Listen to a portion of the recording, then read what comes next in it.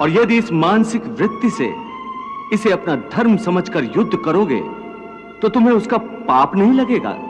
ये क्या कह रहे हो केशव कि युद्ध करके पाप नहीं लगेगा? युद्ध में तो इतनी हिंसा होगी, लाखों प्राणियों की हत्या होगी, फिर मनुष्य उसके पाप से कैसे बचेगा? यदि कोई भी कार्य निष्काम कर्म योग की रीत से किया जाए तो ना उसका पाप लगता है और ना उसका पुण्य मिलता है। निष्काम कर्मयोग? हाँ, निष्काम कर्मयोग। ये कौन सा योग है माधव जो मनुष्य को पाप और पुण्य दोनों से मुक्त कर देता है? ये एक गूढ़ विद्या है पार्थ। जो इसके रहस्य को समझ लेता है वो इस संसार में रहते हुए भी, संसार के सारे कर्म करता हुआ भी कर्म फल के बंधन से मुक्त रहता है। ये बड़ी अनोखी बात कर रहे हो केशव। मेरी बुद्धि अभी तक इसको ग्रहण नहीं कर रही। क्योंकि तुम्हारी बुद्धि पर अभी तक आसक्ति का पर्दा पड़ा हुआ है। और जो निष्काम कर्मयोग मैं बता रहा हूं उसकी बुनियाद ही निरासक्ति के आधार पर रखी गई है।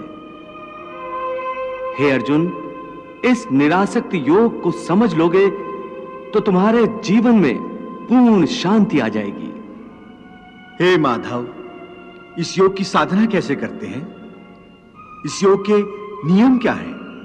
उसकी साधना के लिए कोई हजारों वर्षों की तपस्या की आवश्यकता नहीं। इसकी साधना तो एक ही क्षण में हो जाती है। एक ही क्षण में? हां, एक ही क्षण में। जिस क्षण में प्राणी अपने मन का रवैया बदल लेता है वही क्षण। परंतु हे केशव, कोई भी मनुष्य एक ही क्षण में आसक्ति को कैसे छोड़ सकता है? जब वो कर्म करता है तो उसके फल की आसक्ति तो उसे कर्म का हिस्सा होती है, जिसके अंतर्गत फल पाने की इच्छा से ही कर्म करता है। हे अर्जुन, बस यहीं से निष्काम कर्मयोग की साधना शुरू होती है। अर्थात तुमने कहा कि प्राणी फल पाने की इच्छा से ही कर्म करता है, परंतु निष्काम कर्मयोग यह सिखाता है कि फल पाने की इच्छा से नहीं, बल्कि अपना कर्तव्य पूरा करने के लिए, अपने धर्म का पालन करने के लिए कर्म करो। फल पर भरोसा रखकर कर्म मत करो, क्योंकि फल पाना तुम्हारे हाथ में नहीं, तुम्हारे अधिकार में केवल कर्म करना ही है। कर्मण्येवाधिकारस्ते मां फलेषु कदाचन मां कर्म फल हेतुर्भूर्मा ते संगोस्त कर्मणि।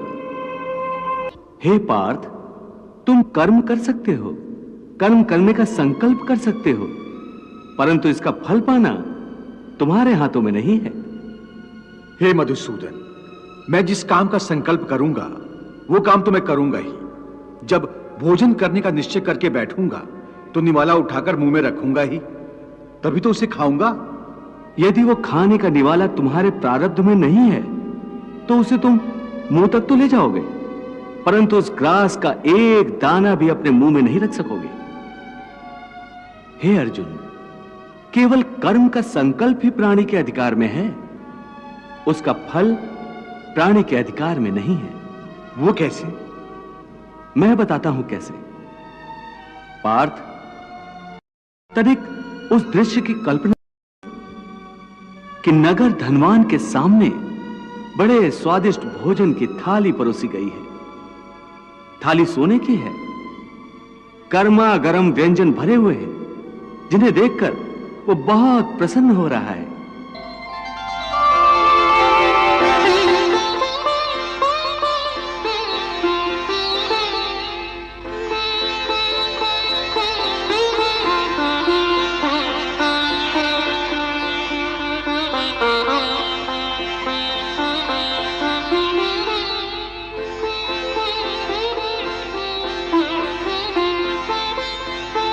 वो बड़ी प्रसन्नता से पहला निवाला उठाता है।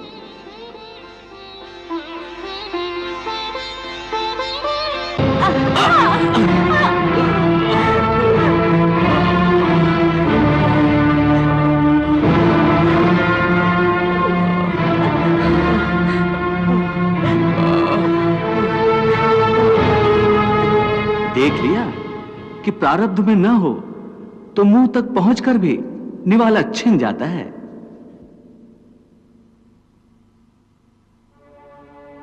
परंतु हे अर्जुन, इस उदाहरण का यह अर्थ भी नहीं है कि तुम सब कुछ प्रारब्ध पर छोड़कर स्वयं अकर्मण्य हो जाओ।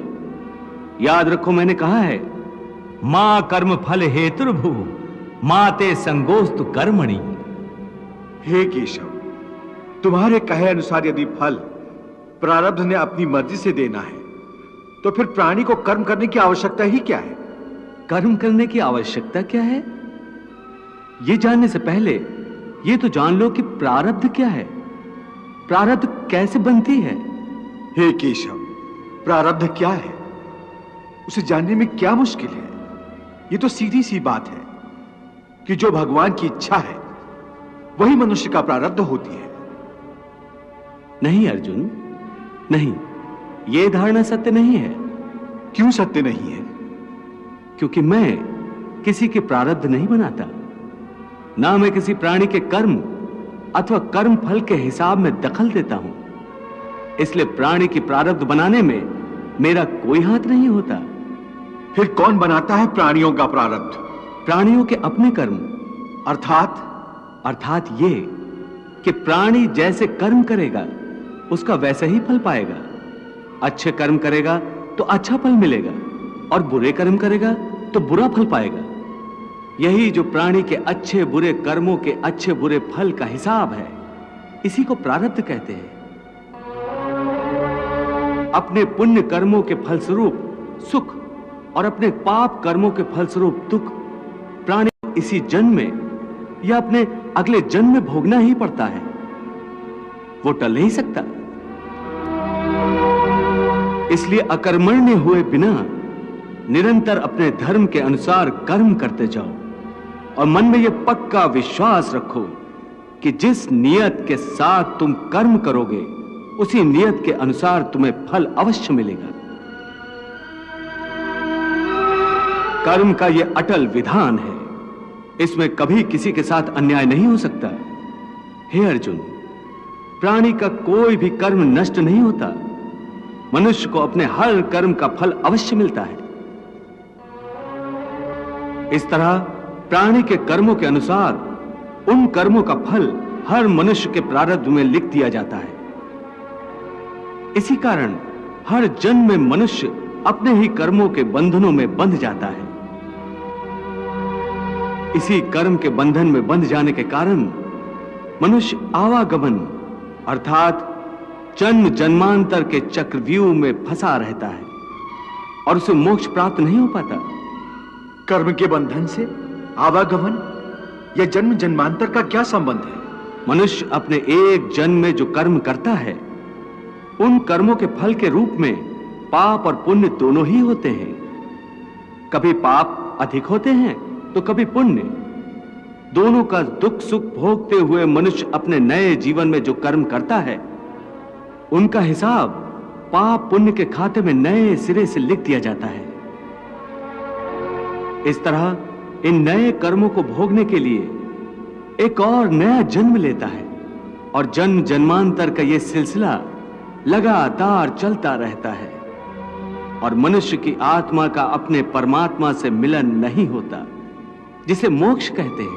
हे कृष्ण, इसका अर्थ तो यह हुआ कि मोक्ष प्राप्त करने के लिए मनुष्य को पाप और पुण्य से बचने के लिए कोई कर्म ही नहीं करना चाहिए, सारे कर्मों का त्याग करके सन्यासी बन जाना चाहिए।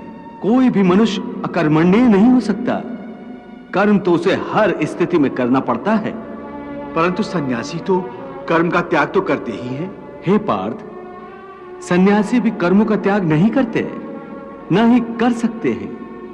मैंने पहले ही कहा था कि सन्यासी भी कर्म करते हैं। खाना पीना, उठना बैठना, तपस्या करना, साधना करना, ये सब भी तो कर्म ही है। कर्म से कोई कैसे मुक्त हो सकता है?